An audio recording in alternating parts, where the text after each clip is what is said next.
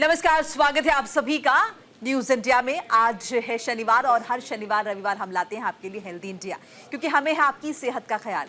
आज बात होगी चेहरे पर होने वाले धब्बों की। इन धब्बों को हम झाइयां भी कहते हैं। अगर आपके किसी जानने वाले के चेहरे पर भी झाइयां हैं या स्किन से जुड़ी किसी भी समस्या के बारे में आप जानना चाहते हैं, तो आज का ये जो प्रोग्राम है, आज का जो एपिसोड है, ये आपके लिए है। आप भी फोन लाइन के जरिए अपनी प्रॉब्लम्स हमसे डिस्कस कर सकते हैं। हमारी फोन लाइन्स आपके लिए खुली हुई है, आप कॉल कर सकते हैं। नंबर टीवी स्क्रीन पर फ्लैश हो रहे हैं, लेकिन इन सबसे पहले आपको हेल्दी इंडिया में एक रिपोर्ट दिखाते हैं। देखिए। पिगमेंटेशन यानी झाइयां गालों पर नजर आने वाले भूरे रंग के धब्बे होते हैं, जो उम्र बढ़ने के साथ और गहरे हो सकते हैं। फेयर कॉम्प्लेक्शन पर ये ज्यादा हाइलाइटेड होते हैं। सनबर्न, पोषण की कमी, तनाव और कुछ कॉस्मेटिक्स और दवाइयों का इस्तेमाल भी चेहरे पर झाइयों की वजह बन सकता है। प्रॉपर स्किन केयर से काफी हद तक दूर कर सकते हैं ये समस्या। गर्मी में टैनिंग और झाइयां सबसे बड़ी स्किन प्रॉब्लम है। तेज धूप और पॉल्यूशन की वजह से त्वचा झुलस जाती है। स्किन केयर की कमी इन समस्याओं को और ज्यादा बढ़ा देती है। कम उम्र में तो स्किन जल्दी रिपेयर हो जाता है, लेकिन जैसे जैसे उम्र बढ़ने लगती है, स्किन सेल्स के रिपेयर होने की स्पीड धीमी होने लगती है। नतीजा ये झाइयों का रूप लेने लगती है। सबसे पहले ये जानने की जरूरत है कि झाइयां है क्या। दरअसल त्वचा की कोशिकाएं धूप से बचे रहने के लिए मेलानिन पैदा करती हैं। गर्मी और धूप में बिना प्रोटेक्शन निकलने से चेहरे पर छोटे, चपटे, लाल, गहरे या हल्के भूरे रंग के धब्बे दिखाई देने लगते हैं, जो धीरे धीरे झाइयों का रूप ले लेते हैं। त्वचा पर झाइयां तब आने लगती हैं जब स्किन पर मेलानिन पिगमेंट ज्यादा बनने लगता है, जिससे चेहरे पर दाग धब्बे नजर आते हैं। मेलानिन हमारी स्किन की रंगत के लिए जिम्मेदार होता है। इसके ज्यादा बनने पर स्किन पर दाग धब्बे दिखने लगते हैं, जिसे हायर पिगमेंटेशन कहते हैं। खासकर ये समस्याएं महिलाओं में होती हैं। गर्मियों में ये परेशानी ज्यादा देखने को मिलती है। वैसे शरीर में vitamin A, B12, vitamin C और ई की कमी होने पर भी झाइयों की परेशानी हो सकती है। ऐसे में कुछ बातों का अगर आप ख्याल रखते हैं तो आप इस समस्या से बच सकते हैं। धूप में बिना सनस्क्रीन लगाए ना निकले। सुबह 11 से 3 बजे की धूप सबसे खतरनाक होती है, जो झाइयों की समस्या को और बढ़ा सकती है। विटामिन और मिनरल से भरपूर चीजों को खान पान में शामिल करें। पिगमेंटेशन से बचने के लिए एंटीऑक्सीडेंट का इस्तेमाल करें। जामुन, संतरा, मौसम्बी, नींबू, पालक, केला, गाजर जैसे फल स्किन के लिए बेहद फायदेमंद होते हैं। Bureau report, news India. तो अगर आपकी भी ऐसी कोई समस्या है, अगर आप भी स्किन से जुड़ी किसी भी प्रॉब्लम के बारे में जानना चाहते हैं, या फिर कुछ भी अगर आप ऐसा फेस कर रहे हैं, या कोई क्यूरोसिटी है, या किसी नोन को आपकी कोई दिक्कत है, तो उसके विषय में भी आप जान सकते हैं। हमारे साथ डॉक्टर गुलशन पनीसन मौजूद हैं, जो कि सीनियर डर्मेटोलॉजिस्ट है। इसके अलावा एक और पैनल हमारे साथ जुड़ेगा गेस्ट का, जो आपकी समस्याओं का समाधान निश्चित तौर पर करेगा। फोन लाइन्स हमारी खुली हुई है। डॉक्टर गुलशन, आपका बहुत बहुत स्वागत है स्टूडियो में। जी, सो हम स्किन के बारे में बात करें, स्किन के आप एक्सपर्ट हैं। तो सबसे पहले मैं ये जानना चाहूँगी, जो झाइयाँ हम जिसको कह रहे हैं, ये झाइयाँ असल में होती क्या है और इसके पीछे का बड़ा कारण क्या है? झाइयाँ इसको हम बोलते हैं मेलाज्मा अपने टर्म्स में, स्किन के टर्म्स में हम इनको मेलाज्मा बोलते हैं। ये झाइयाँ चीफ कारण इनका होता है, 2 चीफ रीजंस होते हैं। एक होता है सन एक्सपोजर, दूसरा होता है हार्मोनल इम्बैलेंस, और एक तीसरा अब ये भी बोला गया है कि जैसे हमने अपने ऑडियो विजुअल में भी दिखाया कि एजिंग, जैसे जैसे स्किन एज करती है, जो हमारी स्किन की रिकवरी है, जो स्किन के एनवायरमेंटल डैमेज से जो रिकवरी होती है, वो स्लो पड़ने लगती है और उस वजह से झाइयाँ दिखती हैं। लेकिन हर हाइपर पिगमेंटेशन या हर दाग का कारण सिर्फ झाइयाँ नहीं होता। अगर आपके चेहरे पे कोई दाग है और वो ब्राउन दाग है या काला दाग है और वो बढ़ता जा रहा है, तो आप एक डायग्नोसिस डर्मेटोलॉजिस्ट से ज़रूर कराइए, वो मेलाज्मा है या कि कोई और कारण भी हो सकते हैं। जैसे लाइकेन प्लानस पिगमेंटोसिस है, एलर्जिक कॉन्टैक्ट डर्मेटाइटिस है, और कारण भी होते हैं, पर झाइयाँ चीफ करके मेलाज्मा कहलाई जाती हैं। सो आपने अभी जिक्र किया कि धूप के एक्सपोजर की वजह से भी होता है, तो क्या हम ये माने कि जो सनबर्न होता है, सनबर्न और आपका मेलाज्मा ये सेम ही चीज़ है या फिर ये उससे जुड़ी हुई हैं? जी नहीं, ये दो अलग चीज़ें हैं। सनबर्न तो एक अक्यूट सनबर्न होता है और क्रॉनिक सनबर्न होता है। उसमें एक अक्यूट फेज में पहले जब आपका सन एक्सपोजर होता है तो एरिथेमा आता है या रेडनेस आती है या इमीडिएट पिगमेंट डार्कनिंग या टैनिंग होती है, delayed tanning and early tanning, तो वो एक अलग चीज़ है। मेलाज्मा एक ब्लॉची पिगमेंटेशन है, इसको हम ब्लॉची पिगमेंटेशन बोलते हैं, जो डार्क ब्राउन कलर की होती है या ब्राउन कलर की होती है, लाइट तो होती नहीं है। चीफली डार्कर स्किन टाइप्स में देखी जाती है, जो कि इंडियन स्किन टाइप्स है। इनको हम बोलते हैं फिट्जपैट्रिक स्किन टाइप 4 एंड 5, जो कि एक्स्ट्रा मेलानिन पिगमेंट कलेक्ट होता है हमारी स्किन के अंदर, उसकी वजह से होती है। इसके कारण हिस्ट्री में नॉर्मली अगर हम पेशेंट को देखें और उनकी डिटेल हिस्ट्री ले तो हमको मालूम पता चल जाता है कि ये मेलाज्मा किन कारणों की वजह से है, और उन कारणों को हटा के हम मेलाज्मा को बहुत हद तक कंट्रोल या ट्रीट भी कर सकते हैं। अल्ट्रावायलेट रेज डेफिनेटली एक रीज़न है मेलाज्मा होने के। जी, हमारे साथ कुछ और डॉक्टर्स भी जुड़े हैं, उनका भी स्वागत कर रहे थे। हमारे साथ डॉक्टर दिव्या जैन है जो कि स्किन स्पेशलिस्ट है, हमारे साथ डॉक्टर उर्वशी चंद्रा भी जुड़ चुकी हैं। आपका भी बहुत बहुत स्वागत मैं करना चाहूँगी। डॉक्टर दिव्या, पहले आपका रुख कर लेते हैं। आपको क्या लगता है, क्या बड़ी वजह है या फिर यूँ कहें कि किन लोगों को ज़्यादा टारगेट करता है ये प्रॉब्लम मेलाज्मा, जिसे हम कॉमन लैंग्वेज में झाइयाँ भी कहते हैं? मैम, मेलास्मा के बहुत सारे कारण होते हैं। एक आजकल कॉमनली सीन है PCOD. Second, sunscreen is very big reason. Most of the people जो सनस्क्रीन नहीं यूज करते उसकी वजह से होता है। थर्ड है कि हमारी बॉडी के अपनी ही हार्मोनल चेंजेस होते हैं जो ईच प्रेगनेंसी के बाद बढ़ जाते हैं, जिसकी वजह से मेलास्मा हो जाता है।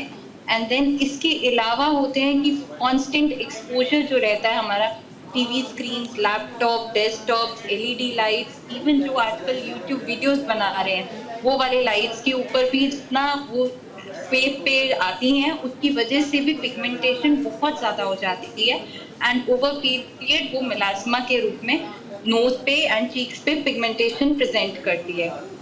जी डॉक्टर उर्वशी, हमने कई दफ़ा देखा है कि बहुत सारे केसेस में जो प्रेग्नेंट लेडीज़ होती हैं, प्रेग्नेंट वुमेन होती हैं, उनको भी ये इश्यूज हो जाते हैं। सो उस केस में आप क्या बोलेंगी, क्या बॉडी में कोई डिफिशिएंसी है जिसकी वजह से मेलाज्मा या झाइयाँ हो रही हैं? तो हमने सबसे कॉमनली देखा है कि आयरन डेफिशिएंसी से मेलाज्मा होता है। बहुत सारी मेरी फीमेल पेशेंट्स हैं जिनका हीमोग्लोबिन काफ़ी लो होता है and that can be a big reason for melasma. तो जनरली मैं जब भी अपने पेशेंट्स को देखती हूँ for melasma, I always align them कि सिर्फ ऊपर की क्रीम्स लगाने से बात नहीं बनेगी, बिकॉज जितनी भी प्रॉब्लम्स है, चाहे स्किन की हो, चाहे हेयर की हो, चाहे कोई भी हेल्थ इशू है, they are all related from the outside factors such as धूप हो गया, पोल्यूशन हो गया, प्लस इनसाइड फैक्टर्स भी बहुत ज़्यादा रोल प्ले करते हैं, जैसे कि हमारा डाइट। तो डाइट को इम्प्रूव रखना बहुत ज़रूरी है बिकॉज विटामिन मिनरल्स की कमी है तो उनसे बहुत सारी स्किन और हेयर रिलेटेड प्रॉब्लम्स हो सकती है। झाइयों में स्पेसिफिकली मैंने देखा है कि अगर हीमोग्लोबिन कम है तो उससे रिलेटेड हो सकता है। डॉक्टर गुलशन, कई दफ़ा मेल्स में भी देखा जाता है ये जो, दो वो थोड़ा कम है लेकिन फिर भी देखा जाता है, तो उसमें क्या सेम फैक्टर्स रिस्पॉन्सिबल हैं? देखिए, मेलाज्मा एक हमने अभी जैसे पहले बोला, ultraviolet rays exposure, diet, stress और हार्मोनल रीजन से होती है। और फीमेल्स में क्योंकि हार्मोनल कंपोनेंट ज़्यादा है, दे गो थ्रू प्रेगनेंसी, तो उस वजह से होती है। और मेनली सेंट्रोफेशियल एक टाइप होता है, जैसे कि हमारे नोज और चीक्स पे होती है, लेकिन चिन पे भी आ सकती है। और मेलाज्मा बॉडी के और पार्ट्स पे भी हो सकता है, दो रेयर।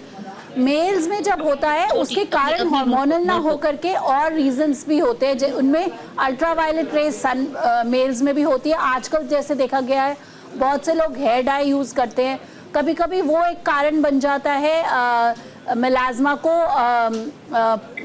सपोजली एग्रेवेट करने का। और कई बार स्ट्रेस, लैक ऑफ स्लीप और हमारे कई मेडिकेशंस हम लेते हैं, कई बार कई एंटी हाइपरटेंसिव्स हैं जो कि कई बार हमारे को पिगमेंटरी डिसऑर्डर्स दे देते हैं। लेकिन पिगमेंटेशन सारी पिगमेंटेशंस मेलाज्मा नहीं होती, इसके लिए डायग्नोसिस बनाना ज़रूरी है। लेकिन मेलाज्मा दो लेस कॉमन, लेकिन मेल्स में भी होता है। डॉक्टर दिव्या, अगर हम प्रेगनेंसी का जिक्र अभी हमने जैसे किया है, सो अगर उस केस में ऑब्वियसली हार्मोनल चेंजेस हो रहे हैं बॉडी में, और अगर मिलाज्मा डेवलप हो जाता है, सो इज़ इट पॉसिबल कि जैसे आपके प्रेगनेंसी का पूरा टेन्योर ख़त्म होगा, पूरा होगा, तो उसके बाद वो ठीक होने लगेंगे, या आपको उसके लिए ट्रीटमेंट लेना ही पड़ेगा? मैम आइडली अगर एक बार मिलास्मा सेट इन हो जाता है तो हमें ट्रीटमेंट लेना इट इज नेसेसरी, अनिवार्य हो जाता है। ओवर पीरियड जो है पिगमेंटेशन टाइम के साथ, एज के साथ बढ़ेगी, कभी कम नहीं होती। तो अगर आप हल्का सा भी प्रोटेक्शन लेके चलेंगे तो प्रोटेक्शन, बेसिक प्रोटेक्शन इज कि अगर प्रेगनेंसी में आपको हल्का सा भी मिलास्मा हो रहा है, उसको हम क्लोआज्मा के नाम से जानते हैं कि उसमें प्रेगनेंसी इंड्यूस मिलास्मा है। तो उस केस में जो हम लेते हैं उसमें थोड़ी थोड़ी पिगमेंटेशन है, उसको आप इजी टू ट्रीट है, आप क्रीम से भी, रेगुलर पील्स आर अवेलेबल, उससे भी आप उसको ठीक कर सकते हैं। पोस्ट प्रेगनेंसी बहुत ब्यूटीफुली वो ठीक हो जाता है और फिर हमें प्रॉब्लम्स नहीं आती क्योंकि स्किन बहुत अच्छी क्लियर हो जाती है, एंड उसके बाद उसी स्किन को आपको इजी टू मेंटेन हो जाता है। बट अगर हम उसको छोड़ देंगे तो धीरे धीरे एज के साथ एंड जितने भी इन्वायरमेंटल फैक्टर्स हैं उसकी वजह से थोड़ी पिगमेंटेशन टाइम के साथ बढ़ेगी, एज के साथ बढ़ेगी, एंड फिर स्किन और डिटोरेट करेगी। सो इट इज बेटर कि आप प्रेगनेंसी के बाद वाला मेलास्मा चाहे थोड़ा सा ही है बट ट्रीट जरूर करवाइए। डॉक्टर उर्वशी, हेरिडेटरी भी एक बड़ा फैक्टर है आई सपोज जो इसके लिए जिम्मेदार है?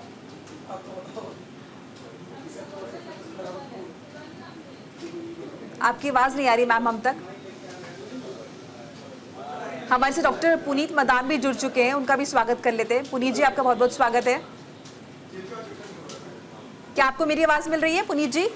बिल्कुल, मुझे आपकी आवाज लाउड और क्लियर आ रही है जी। सो डॉक्टर पुनीत, आप मुझे बताइए, जैसे कि मैं अभी जिक्र कर रही हूँ, हमने अभी बात की हार्मोनल चेंजेस भी इसके लिए रिस्पॉन्सिबल है, प्रेगनेंसी में कई दफ़ा देखा जाता है। सो हेरिडेटरी कितना रिस्पॉन्सिबल है ये फैक्टर? कितने परसेंट चांसेस है कि काफी रिस्पॉन्सिबल है। जिसकी फैमिली में जो डिजीज होती है यूजुअली उसको फिर इजी टू ट्रीट भी नहीं होती, ये भी बात पक्की है। जिसको सिर्फ हार्मोनल कारण है वो जल्दी ट्रीट हो जाएंगे, या जिन्होंने जल्दी ट्रीटमेंट ले लिया वो जल्दी ट्रीट हो जाएंगे। कोई भी बीमारी अगर हम लिंगर ऑन कर दें तो यूजुअली उसकी हेरिडिटरी भी बहुत स्ट्रांग होती जाती है। तो that is a very bad prognostic factor if hereditary is there.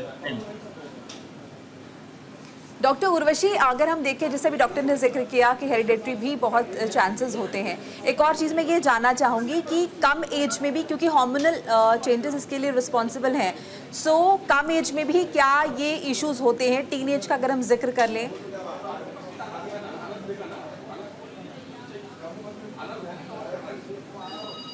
Doctor Urvashi, आपको मेरी आवाज़ आ रही है? डॉक्टर, आपकी आवाज हम तक नहीं पहुंच पा रही। डॉक्टर पनीसर, डॉक्टर पनीसर देखिए, क्या क्वेश्चन पूछ रहे थे आप? जी, मैंने पूछा कम एज में भी, टीन एज का भी अगर हम जिक्र करें तो क्या उसमें भी चांसेस होते हैं? उसमें कितने परसेंट चांसेस हैं कि टीन एज के लोगों को भी मेलाज्मा हो? मेलाज्मा टीनेज में अननोन नहीं है, हो सकता है अगर हमने कोई ऐसा प्रीडिस्पोजिंग फैक्टर, जैसे मैंने बोला पहले भी कि हेरिडिटरी है या कोई दवा ले रहे हैं। लेकिन चीफली मेलाज्मा मिड 30s की विमेन को होता है, और या फिर मेनोपॉजल विमेन में चीफली ज़्यादा होता है। लेकिन टीनेज में अननोन नहीं है, it can happen but very rare. So teenage में होता है लेकिन चांसेस थोड़े कम हैं। डॉक्टर दिव्या, जिन लोगों को एक बार मिलाज्मा हो चुका है वो किस तरह का ट्रीटमेंट ले सकते हैं? आप उन्हें क्या सजेस्ट करेंगे अगर आपके पास ऐसे पेशेंट आते हैं तो? किस तरह से अपनी स्किन केयर करें? मेलास्मा रहता है, it is for sure going to stay. Light creams होती हैं जिनको आप मेंटेनेंस में यूज कर सकते हैं जब एक बार आप ठीक हो गए। तो मेंटेनेंस जो है इट इज मैंडेटरी। एक सनस्क्रीन, एक नाइट क्रीम मेंटेनेंस में जरूर रखिए। विटामिन सी एंड ई की टैबलेट्स मेंटेनेंस में जरूर रखिए। तो ये तो मेंटेनेंस का हो जाता है, इससे रिलैप्स रेट कम हो जाता है। ऐसा नहीं होगा कि आप मेंटेनेंस में कुछ करेंगे और रिलैप्स रेट ना हो। मेलास्मा एक बार सेट इन हुआ है तो बॉडी के चांसेस ज्यादा हैं कि दोबारा आए, एंड चाहे आप पील कराएं चाहे आप लेजर कराएं, it is bound to come back. तो इसलिए एक चीज बहुत प्यार से समझनी है पेशेंट को कि आपको नाइट रेजीम फॉलो करनी है। एक सनस्क्रीन आपने लगाना है every single day, and that too 2 to 3 times, and then एक विटामिन सी ई तो बिल्कुल ही नहीं छोड़ना over period of long time जी। सो दैट रिलैप्स रेट कम हो एंड हमारा जो इवन क्योर रेट है वो जल्दी हो जाए। जी, हमारे साथ एक कॉलर जुड़े हैं हमारे साथ चंडीगढ़ से। आपका बहुत बहुत स्वागत है, सवाल पूछिए अपना। हाँ जी, नमस्कार जी। मेरा सवाल डॉक्टर ये है कि ये जो आप बात कर रहे हैं मेलास्मा की, ये हमारे दादी नानी इस टाइम पे तो मैंने कभी देखा नहीं, इन चीजों के बारे में सुना था, मैंने अपनी मदर को भी देखा, बट अभी जो मैं आजकल फील करता हूँ पिछले 10-15 सालों से ये फीमेल्स में बहुत ज्यादा इस तरह की चीजें आ रही हैं। और मेरे हिसाब से मुझे लगता है कि इसमें डाइट का बहुत रोल है। लोग इतनी गर्मी में चाय पीते हैं और कोल्ड ड्रिंक्स का बहुत यूज है, और ये जो Chinese food, pizza, burger, spring roll, momos, इन चीजों का मैंने देखा कि बहुत यूज बढ़ गया है। Highly spices and oily foods and processed food का बहुत चलन बढ़ गया है। हर चीज पैक हम खाने लग चुके हैं। आई थिंक उसका भी शायद इसमें बहुत रोल होगा। डॉक्टर पुनीत, इस पर आपकी क्या राय है? आई थिंक इन्होंने पूछा ये है कि डाइट का रोल कितना है। जी, इन्होंने बोला, चूंकि इन्होंने बोला ये ट्रेंड आजकल ज्यादा बढ़ गया कि इसके पीछे फन फूड और हमारा खराब लाइफस्टाइल बड़ी वजह है। बिल्कुल है। जितना हमारी डाइट में इंसुलिन रेजिस्टेंस बढ़ेगी, यानी कि ऑयली फूड या मैदा या रात को लेट खाना या ज्यादा स्वीटनेस खाना, ये हमारे हार्मोन्स को स्पेशली फीमेल्स में डिस्टर्ब ज्यादा करता है, इसमें कोई डाउट नहीं है। जितनी चांसेस ऑफ डायबिटीज बढ़ेंगे, थायराइड बढ़ेगा, जितनी इनएक्टिविटी हमारी बढ़ेगी, बिकॉज ये बहुत रिस्पॉन्सिबल है, not taking good diet, not working at home, तो ये सब हमारे हार्मोन्स को और मेटाबॉलिज्म को स्लो कर देते हैं, जिसकी वजह से हमको हार्मोनल कोई भी issue, B it acne, B it melasma, B it here fall, B it here growth, ये सबको बढ़ाएगा, या मोटापा, ये सब हो सकता है। बिल्कुल, तो डाइट एक बहुत इंपॉर्टेंट रोल प्ले करता है। डॉक्टर उर्वशी, पोल्यूशन कितना रिस्पॉन्सिबल है खराब स्किन के लिए, मेलास्मा के लिए? तो पोल्यूशन जो है बेसिकली एक तरह से इन्फ्लेमेटरी हो सकता है स्किन के लिए, क्योंकि अगर साफ हवा में आप रह रहे हो तो आपकी स्किन सेंसिटिव नहीं होती। जबकि मैं आजकल बहुत लोग देखती हूँ पोल्यूशन की वजह से, धूप की वजह से, डस्ट की वजह से और कभी-कभी एक्सेसिव स्किन प्रोडक्ट्स यूज करने की वजह से स्किन जो है बहुत सेंसिटिव होती है, रेडनेस होती है स्किन में ज्यादा। होता क्या है कि पोल्यूशन से स्किन डैमेज होती है, इस डैमेज की वजह से स्किन और ज्यादा सेंसिटिव हो जाती है टू द सेम पोल्यूशन। और ये जो सेंसिटिविटी है कहीं ना कहीं हमारी स्किन रिएक्शन में ज्यादा पिगमेंट प्रोड्यूस करने लग जाती है। तो यस, आपकी बात बिल्कुल ठीक है, पोल्यूशन से भी झाइयां बढ़ सकती हैं, धूप से बढ़ सकती हैं, एक्सटर्नल जितने भी फैक्टर्स हैं उनसे बढ़ सकती है। आपने यहाँ पर एक्सेसिव प्रोडक्ट्स का यूज किया, किस तरह के प्रोडक्ट्स का आप जिक्र कर रहे हैं? क्या हम डेली रूटीन केयर की बात कर रहे हैं क्या, या फिर हम मेकअप की यहाँ पर बात कर रहे हैं? तो बेसिकली अब क्या है, पहले टाइम में लोगों का रूटीन बहुत सिंपल रहता था कि फेस वॉश करा, प्रोबेबली एक मॉइस्चराइजर लगाया। तो अब जो रूटीन्स हैं, because of a lot of Instagramming और ऑनलाइन देखने की वजह से लोग एक्सेस में सीरम्स यूज करते हैं, क्रीम्स यूज करते हैं, एसिड्स लगाते हैं फेस पे, जैसे अल्फा AHAs एंड BHAs। तो ये कहीं ना कहीं जो है हमारे स्किन को ज्यादा सेंसिटिव कर रही है। तो इनका एक लिमिटेड टाइम तक फायदा हो सकता है कि आपकी थोड़ी सी पिगमेंटेशन कम हो जाए या ग्लो आ जाए, but always these products should be applied with the guidance of a dermatologist, क्योंकि आपकी स्किन को एग्जैक्टली कौन से सीरम की जरूरत है, कौन से प्रोडक्ट की जरूरत है, हमें एक बैलेंस मेंटेन करके चलना है कि स्किन आपकी इनसे फायदा भी करे मगर ओवर सेंसिटिव भी नहीं होनी चाहिए। ऐसा ना हो कि ज्यादा रेडनेस हो रही है, ज्यादा फ्लेकिंग हो रही है, ज्यादा ड्राइनेस हो रही है, तो इन एलर्जीज की वजह से ग्लो आने की जगह स्किन हमारी ज्यादा डल हो जाती है और झाइयां, इन तरह की जो पिगमेंटेशन वाली प्रॉब्लम है वो और बढ़ जाती है। डॉक्टर दिव्या, हम सनस्क्रीन का जैसे लगातार जिक्र करते हैं कि sunscreen is very important, so sunscreen का रोल सिर्फ हमें गर्मियों के टाइम जब हम बाहर निकल रहे हैं, जब बाहर तेज धूप है तब होता है, या फिर हमें हमेशा हर मौसम में सनस्क्रीन अप्लाई करनी चाहिए, साथ ही साथ दिन में एक बार अप्लाई करनी चाहिए, मतलब कैसे करना चाहिए कायदे से? मैम देखिए, सनस्क्रीन इज मोस्ट इम्पॉर्टेंट आज की डेट में। पहले हम सोचते थे it was just a marketing gimmick, but आज की डेट में अगर आप रेगुलर यूज ऑफ सनस्क्रीन करते हैं तो देखा गया है कि मेलास्मा के चांसेस कम हो जाते हैं, रीअकरेंस कम हो जाती है। प्लस सनस्क्रीन जब हम रेगुलर यूज करते हैं तो वो पीरियड छोटे छोटे फ्रेकल्स कम हो जाते हैं। तो सनस्क्रीन का एक बहुत मेजर रोल है। जब आप कार में जाते हैं, एलईडी लाइट्स में हैं, आप अगर रेगुलरली बाहर निकल रहे हैं, धूप के, माइक्रोवेव के आगे, गैस स्टोव के आगे, लैपटॉप, डेस्कटॉप, इन सारी चीज़ों के आगे सनस्क्रीन इज मैंडेटरी, क्योंकि रेडिएशन एक्सपोजर हो रहा है हमारे फेस पे, एंड वो रेडिएशन की वजह से कहीं ना कहीं स्किन को ट्रॉमा पहुंच रहा है। और स्किन हमारी बॉडी का सबसे बड़ा ऑर्गन है जो सबसे ऊपर है, तो उसको प्रोटेक्ट करने के लिए sunscreen is vital. Plus second thing is कि सनस्क्रीन के अंदर भी आजकल एजेंट्स हैं, जैसे जिंक ऑक्साइड है, टाइटेनियम ऑक्साइड है। ये एजेंट्स की वजह से फिजिकल प्रोटेक्शन, फिजिकली कवरिंग हो जाती है स्किन के ऊपर, and that is very beautiful, so that it's like an umbrella आपको प्रोटेक्ट करने के लिए। तो अगर आप कार में भी निकल रहे हैं, 10 मिनट के लिए निकल रहे हैं धूप के टाइम पे, दोपहर में, प्लीज सनस्क्रीन लगा के निकलिए। सनस्क्रीन जब आप लगाएंगे 2 to 3 टाइम्स दिन में यूज करिए मिनिमम, सो दैट वो सनस्क्रीन का इफेक्ट रहे। वो 2 आवर्स तक लास्ट करता है, बट उसका इफेक्ट रहे and it gives you a good protection on the skin.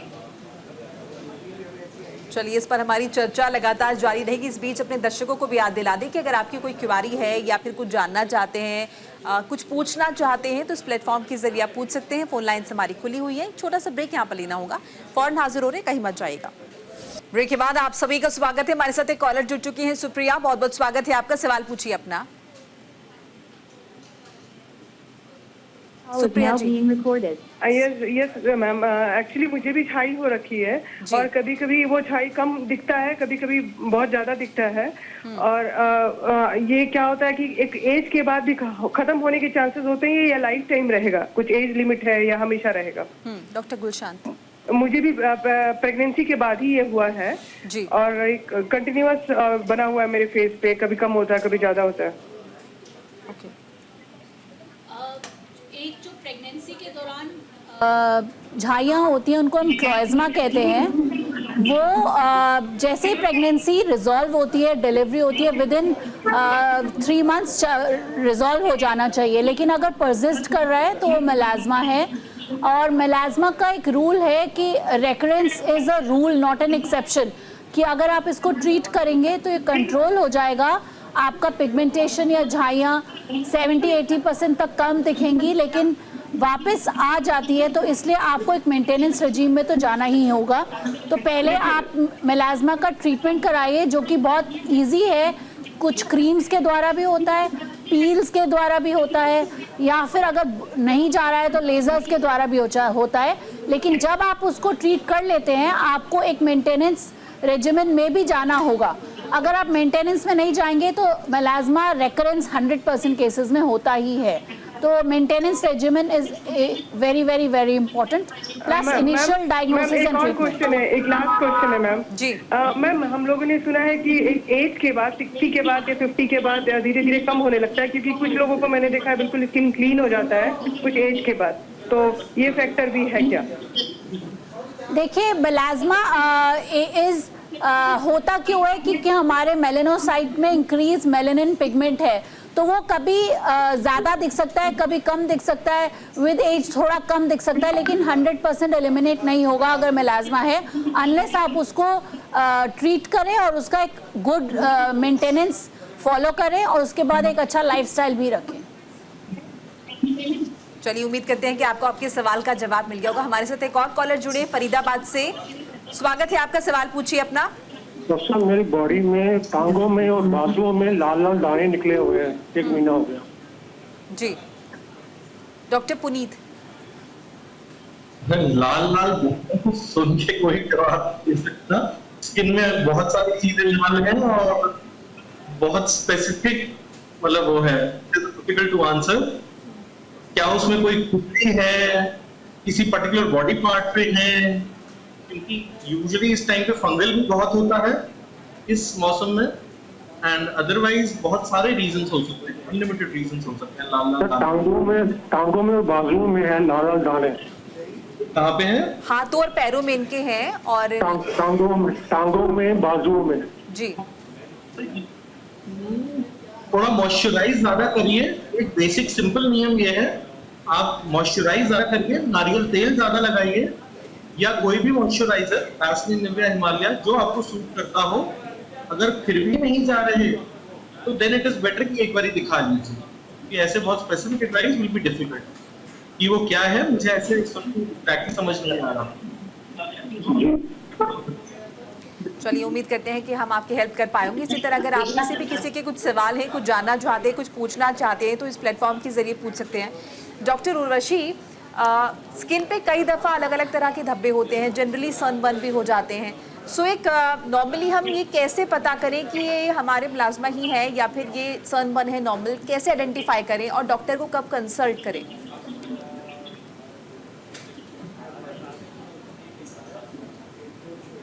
Doctor Urvashi, आपकी आवाज़ नहीं आ रही हमें।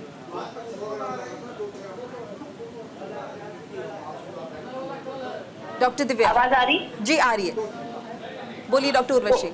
हाँ जी, अगर सनबर्न होता है तो यूजुअली पेशेंट जो है हमें बताते हैं कि कुछ दिन पहले जो है वो धूप में गए थे, फॉर एग्जांपल किसी वेकेशन में गए थे और उसकी वजह से जो है एकदम से उन्हें सनबर्न हो जाता है, काले पैचेस आ सकते हैं।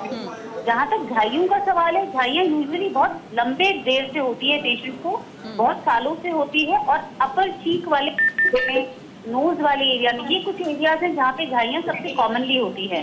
और सनबर्न की स्पेसिफिकली पहले बताएंगे कि रेडनेस हुआ था, जैसे हम धूप में गए, कुछ दिन हम धूप में जा रहे हैं, मार्केट जा रहे हैं या किसी वेकेशन पे गए, तो उसके बाद में पहले रेडनेस होती है, फिर उसके जगह पे कुछ जली हुई सी स्किन हो जाती है, अलग तरह से डार्क स्किन हो जाती है। तो अगर आप डर्मेटोलॉजिस्ट के पास जाते हैं तो बहुत इजीली बता पाएंगे कि झाइयाँ हैं कि सनबर्न है। डॉक्टर गुलशन, किस तरह के आप टेस्ट करते हैं जिससे आप आइडेंटिफाई करते हैं, प्रोसेस क्या होता है पूरा?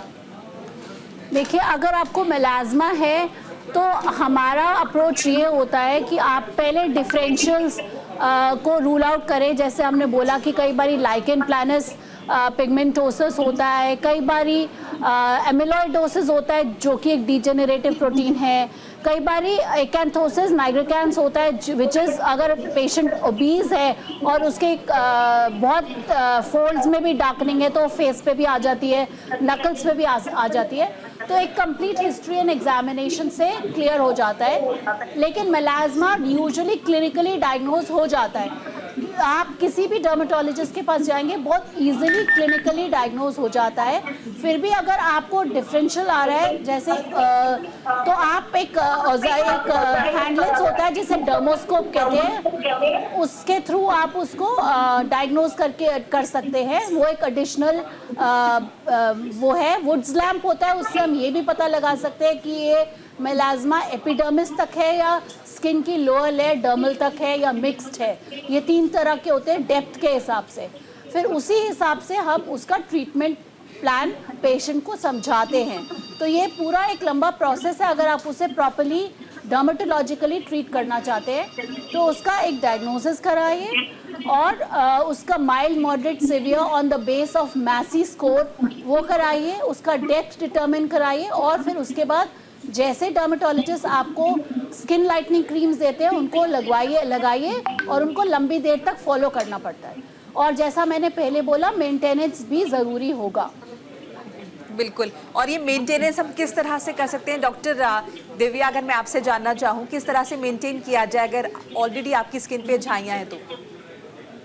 मैम, मेंटेनेंस में सबसे इम्पोर्टेंट है कि आप मॉर्निंग में सनस्क्रीन लगाइए 2 से 3 बार दिन में। अगर आपका स्क्रीन टाइम ज्यादा है या आप बाहर फ्रीक्वेंटली निकलते हैं या बाहर रहते हैं तो every 2 hourly sunscreen is mandatory. Second thing है कि जब आप वापस आके फेस वॉश करते हैं फेस ड्राई ना हो एंड फेस के ऊपर एक मॉइस्चराइजर के साथ एक नाइट क्रीम जरूर लगाइए। नाइट क्रीम में मेंटेनेंस में हम लोग कोजिक एसिड, ल्यूकोराइस वाली क्रीम्स देते हैं which are helpful in reducing melasma. Ji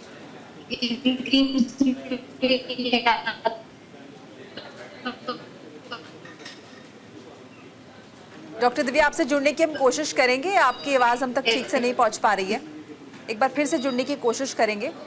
acid होता है या ट्रेनेक्स में एसिड होता है, ये हार्टन में आप यूज कर सकते हैं लॉन्ग रन में। इनका साइडिस्ट या हेल्थ केयर स्पेशलिस्ट से लिंक। Is it better? जी, it is better, yes please continue. हाँ, तो फिर ये ट्रेनेक्स में एसिड, ल्यूकोराइड, कोजिक एसिड, ऐसी क्रीम्स यूज कर सकते हैं आप रात को। They have leap side effect.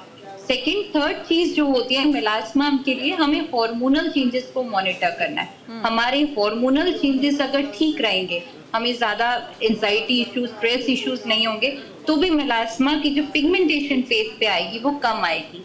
Plus periods अगर आपके रेगुलर आ रहे हैं, जैसे कि मैम ने कहा आयरन बहुत इंपॉर्टेंट है, iron is very important.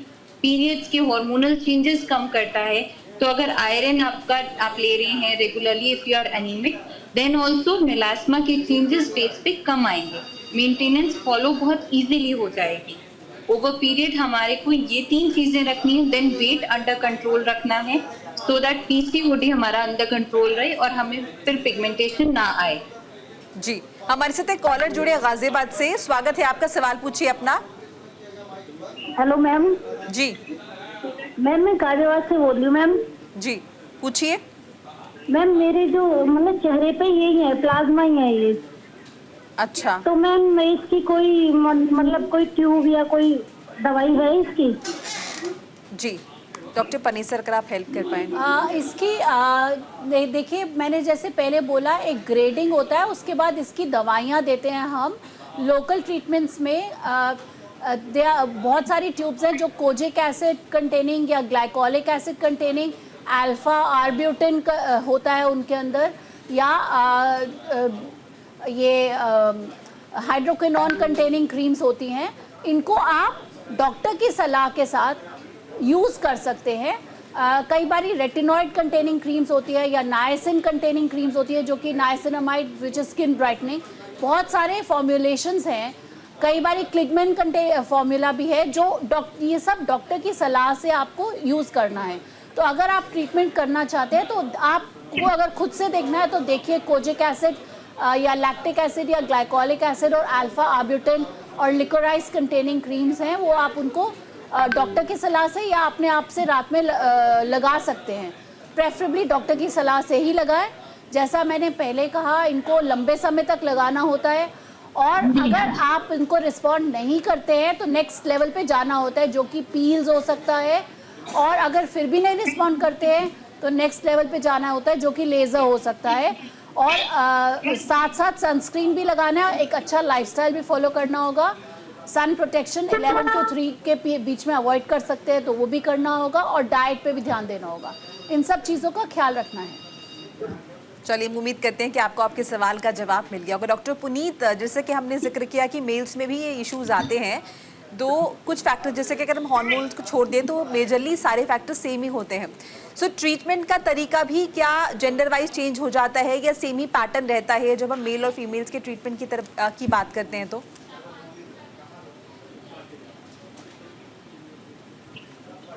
Doctor Puneet, हम आपको नहीं सुन पा रहे हैं।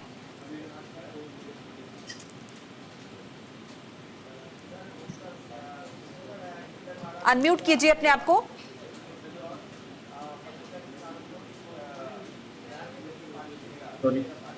जी, अब आ रही है आवाज? जी जी, बात रखिए। जैसे मैंने कहा, मेल्स की स्किन थोड़ी सी थिक होती है relatively compare to females. Basically local application में ट्रीटमेंट इज मोर और less the same. Hormonal medicine definitely males में कम होती हैं। देन आपका उनको सनस्क्रीन की जरूरत थोड़ी ज्यादा होती है relatively, because they are more और less on the field. Next, and आपका मेल्स में एक्सेप्ट फॉर दिस आपका मेनली मल्टीविटामिन थोड़े एक्स्ट्रा रोल प्ले करते हैं, एंटीऑक्सीडेंट्स थोड़े एक्स्ट्रा रोल प्ले करते हैं।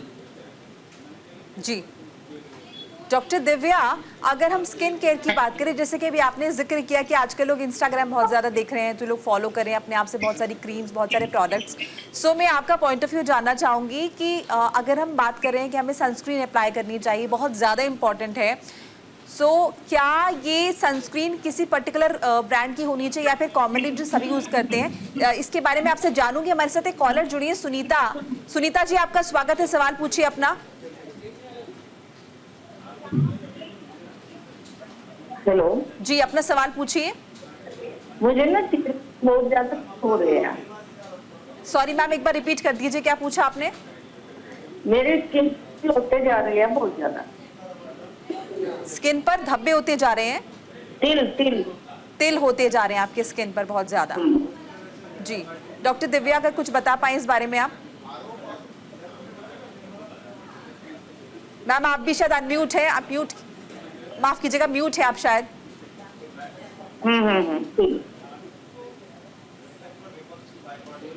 डॉक्टर दिव्या, आपकी आवाज हम तक नहीं पहुंची। Doctor Manisha please. इनके सवाल का जवाब, अगर आपके स्किन पे तिल है तो सिर्फ फेस पे है या पूरी बॉडी पे है? नहीं, पूरी बॉडी। क्या बोल रहे हैं? पूरी बॉडी पे हो रहे हैं। तो मैम ये अभी रिसेंट ऑनसेट है या बहुत पहले से है? नहीं, अब होते जा रहे हैं। अब तो धीरे धीरे होते जा रहे हैं। ये इनका डायग्नोसिस करना पड़ेगा, क्योंकि कई बार कोई तिल तो जन्म से ही होते हैं जिनको भी होते हैं, हो रखा है। क्या बोल रहे हैं? आपकी आवाज कट रही है मैडम, समझ नहीं आ रहा है। बोल रहे हैं हार्मोन हो रहे हैं। वो कह रही हार्मोनल चेंजेस की वजह से शायद बढ़ रहे हैं। मैम आपका एज क्या है? मेरी एज है कितना? 53। तो मैम एक एज के बाद जो तिल होते हैं वो उनका डायग्नोसिस होना ज़रूरी है कि वो मेलानोसिटिक नीवाएं हैं या सेबोरिक केरेटोसिस, जो कि उम्र के साथ हमारे शरीर पे आ जाते हैं, जो कि एजिंग के फिनोमिनन होते हैं। तो इसका डायग्नोसिस होना बहुत ज़रूरी है कि इन सारी कंडीशंस में से क्या है, तो उसी हिसाब से उसका ट्रीटमेंट होता है। कई बार हम RF रेडियो फ्रीक्वेंसी द्वारा इनको हटा भी सकते हैं, लेकिन आपका पहले डायग्नोसिस होना ज़रूरी है। आप एक डर्मेटोलॉजिस्ट से सलाह लें कि सेबोरिक केरेटोसिस है या मेलानोसिटिक नीवाएं हैं, लेंटिजीन्स हैं, लेंटिजीन्स बोलते हैं, जो कि तिल आ जाते हैं प्रोलॉन्ग सन एक्सपोजर से। तो आप पहले इनका डायग्नोसिस कराएंगे, उसके बाद ही आप इनका ट्रीटमेंट कर पाना संभव होगा। चलिए, उम्मीद करते हैं कि आपको आपके सवाल का जवाब मिल गया होगा। डॉक्टर उर्वशी, से पहले जैसे कि मैंने आपसे सनस्क्रीन के विषय में पूछा था,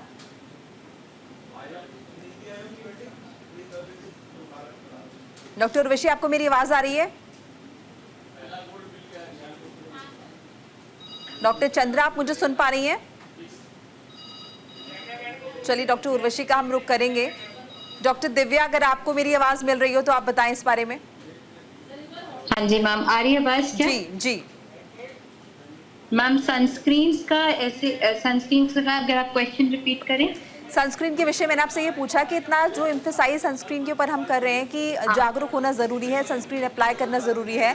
सो ये सनस्क्रीन हम कोई भी नॉर्मली जो मार्केट में अवेलेबल है वो यूज़ कर सकते हैं, या फिर इसके लिए भी हम किसी से डॉक्टर से कंसल्ट करना ज़रूरी है? कोई पर्टिकुलर SPF है जो हमें यूज़ करना चाहिए, कोई पर्टिकुलर ब्रांड है, या कौन सी वो गाइडलाइंस है जो हमें फॉलो करनी चाहिए? मैम, सनस्क्रीन्स आइडियली तो आप कोई भी यूज कर सकते हैं, बट अगर बेटर होगा अगर आप किसी डर्मेटोलॉजिस्ट से लें। सनस्क्रीन का SPF जो होता है 30+ चाहिए हमें। आजकल सनस्क्रीन्स में PA+ रेटिंग भी आती है, वो इम्पोर्टेंट है।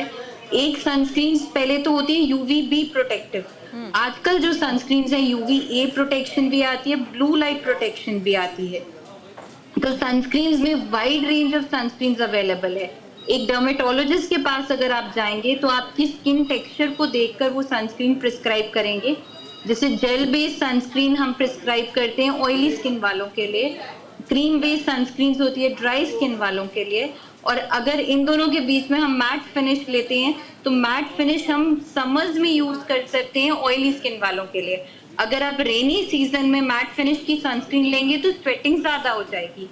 तो ये सारी चीजें देखते हुए एक डर्मेटोलॉजिस्ट आपको अच्छी सलाह देगा कि कौन सी सनस्क्रीन अच्छी है आपकी इस वेदर के अकॉर्डिंग और आपकी स्किन टोन के अकॉर्डिंग। आइडियली आप सनस्क्रीन जब भी उठाएं 30 SPF एंड अबव उठाइए, उसके अंदर टाइटेनियम जी डाइऑक्साइड होना चाहिए, जिंक ऑक्साइड भी चाहिए। ये सनस्क्रीन फिजिकल बैरियर्स हैं और ये हमारी स्किन को अच्छी तरह से प्रोटेक्ट करती हैं। जी, हमारे साथ एक कॉलर जुड़ी है अलीगढ़ से, निशा जी। निशा जी, स्वागत है आपका, सवाल पूछिए अपना। जी, मैं आपसे पूछना चाहती हूँ कि जैसे, हेलो जी, सवाल पूछिए।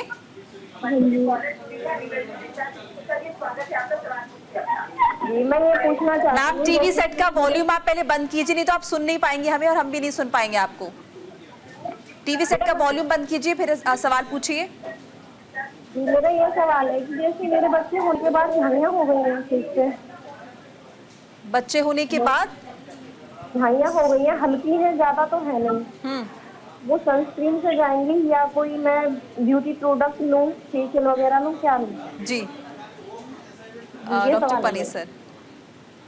इसका जवाब हम ऑलरेडी दे चुके हैं मैम। अगर आपकी प्रेगनेंसी के बाद, डिलीवरी के बाद भी झाइयाँ परसिस्ट कर रही हैं तो सनस्क्रीन, मैं ये एनलाइटन करना चाहूँगी कि सनस्क्रीन इज एग्रेवेशन को प्रिवेंट करता है। सनस्क्रीन लगाने से झाइयाँ ट्रीट नहीं होंगी।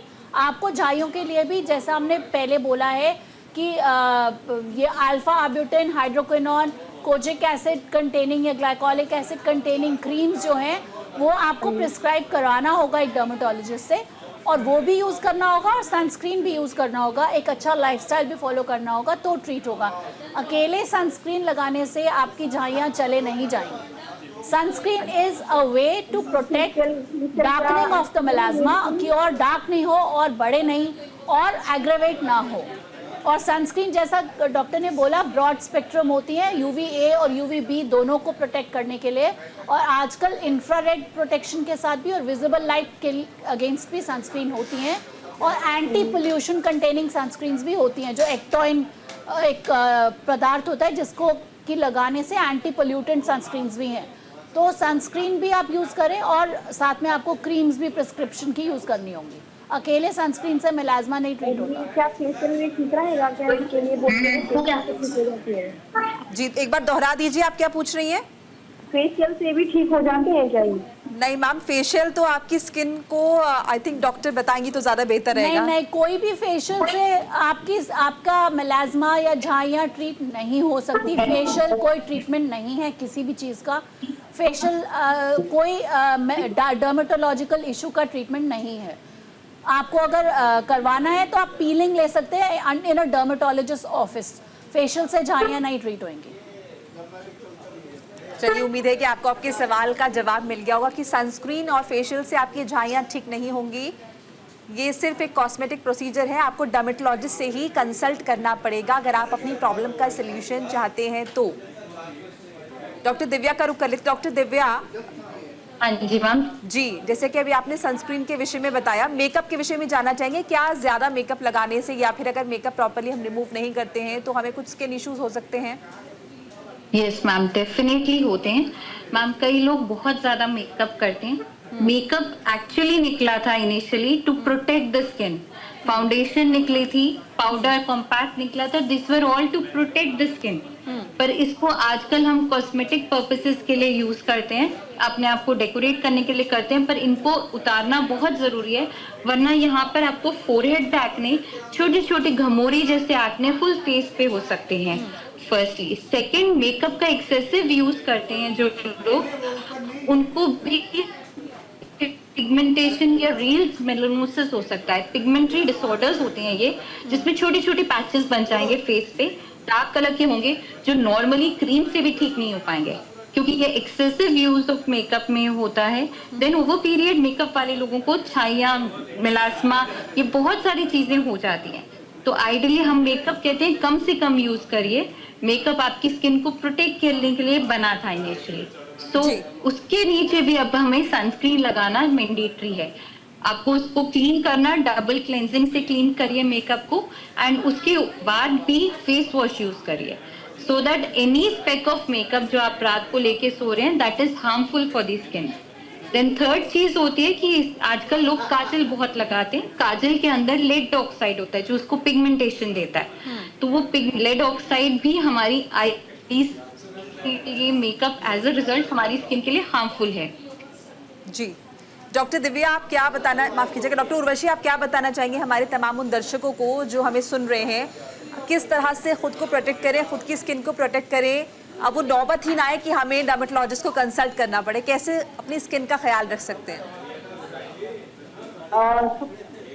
स्किन केयर के लिए जो 3 चीजें जो अटमोस्ट इम्पोर्टेंट है जी, वो है एक तो क्लेंजर जो कि आपकी स्किन टाइप के हिसाब से होना चाहिए। बहुत ज्यादा स्ट्रॉन्ग क्लेंजर, बहुत ज्यादा स्क्रबिंग, डबल ट्रिपल 4 बार क्लीन करना बार बार ये सही नहीं है। तो एक तो हो गया करेक्ट क्लेंजर। सेकंड चीज हो गई हमारा मॉइस्चराइजर, बिकॉज मॉइस्चराइजर एक ऐसी चीज है जो कि हमारे स्किन का जो कोलेजन है वो बहुत लंबे टाइम तक मेंटेन करके रख सकता है, एंटी एजिंग बेनिफिट प्रोवाइड करता है अ गुड मॉइस्चराइजर। और जितना भी हमारी स्किन पे डैमेज हुआ है ओवर दी एंटायर डे, मतलब पोल्यूशन से, सन से, अगर हमारी स्किन प्रॉपर्ली मॉइस्चराइज्ड है, हाइड्रेट है, रात में हम अच्छे से मॉइस्चराइजर लगा के सो रहे हैं, तो ओवरनाइट ही हमारी स्किन जो है अपने आप को रिपेयर कर पाती है। ड्राई स्किन कभी भी अपने आप को सेल्फ रिपेयर नहीं कर पाती। तो सेकंड इम्पॉर्टेंट चीज मॉइस्चराइजर हो गई। थर्ड इम्पॉर्टेंट चीज है सनस्क्रीन। तो कभी भी बाहर जाएं तो सनस्क्रीन हमें जरूर लगानी है, क्योंकि ये हमें पोल्यूशन से, धूप से, इन सब चीजों से बचाएगा। तो मेरे हिसाब से 3 थिंग्स आर एब्सोल्युटली इम्पोर्टेंट। उसके बाद में चीजें आती हैं जैसे सीरम्स हो गया, स्पेसिफिक क्रीम्स है, they are suppose to be used according to your concern. Open pores है उसके लिए सीरम हो सकता है, अगर आपको पिगमेंटेशन है तो उसके लिए, एक्ने या एक्ने मार्क्स है तो उसके लिए स्पेसिफिक क्रीम्स हैं। बट ये जो स्पेसिफिक क्रीम्स और सीरम्स हैं ये मेरी रिकमेंडेशन रहेगी कि डर्मेटोलॉजिस्ट से पूछ के ही करिए, अदरवाइज फायदा होने की जगह कभी कभी नुकसान भी हो जाता है। बट 3 जो चीजें हैं आपकी फेस वॉश, सनस्क्रीन और मॉइस्चराइजर, ये एब्सोल्युटली। जी, तो doctor Puneet, doctor Divya, doctor Urvashi, doctor Panesar, आप सभी का बहुत बहुत शुक्रिया हमारे साथ जुड़ने के लिए, हमारे दर्शकों को तमाम कीमती राय देने के लिए, वो अवेयरनेस लोगों के बीच लाने के लिए कि अपनी स्किन का कितना ख्याल रखना ज़रूरी है और अगर ज़रूरत लगती है तो डर्मेटोलॉजिस्ट से संपर्क ज़रूर करें। तो हेल्दी इंडिया में आज के लिए बस इतना ही, फिर मुलाकात होगी एक नई समस्या के साथ, निश्चित तौर पर समाधान भी लाएंगे। तब तक के लिए हमें दीजिए इजाज़त, नमस्कार।